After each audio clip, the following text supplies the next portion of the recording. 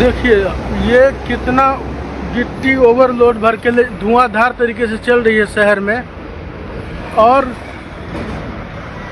ये हालात है। ये देखिए केवल और केवल शहर की सड़कों को तोड़ने के लिए इतनी बड़ी बड़ी वाहन, इतनी भारी वाहन यहाँ पर चल रही हैं, और केवल इन्हीं लोगों के लिए ये सड़क बना है। ओवरलोडिंग का मैं दिखाया कि किस तरीके से ओवरलोड गिट्टी भर के गाड़ियाँ चल रही हैं। बगल से अभी अभी जस्ट एसपी साहब निकले हुए हैं यहाँ पर से।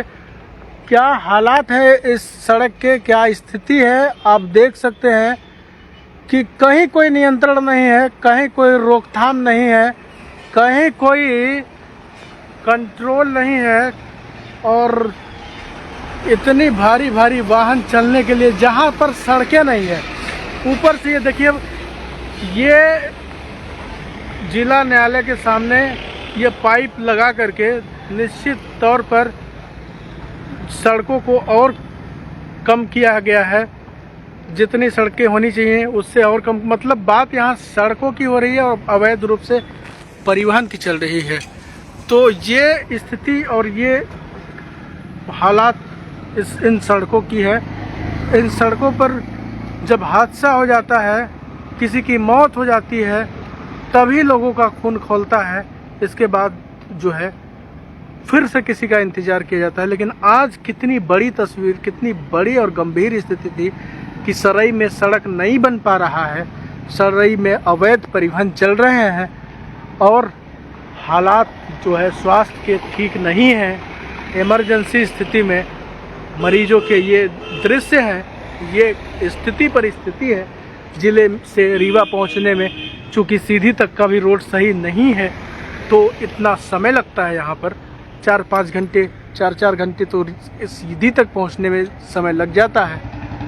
तो सारी की सारी अव्यवस्था जो है इस सिंगरौली ज़िले में इसी तरह से निर्मित है, और सड़कों पर जो स्थिति है, जो हालात हैं, वो आप सबके सामने। पूरी रात इसी तरीके से परिवहन चलती रहेंगी, और अडानी के लिए विशेष रूप से कृपा की गई है, विशेष रूप से परसौना मार्ग में छूट दी गई है, ऑफर दिया गया है, सेल लगा दिया गया है अडानी के लिए कि जाओ खुलेआम अवैध रूप से परिवहन करो, हम कहीं कोई रोक नहीं लगा रहे हैं।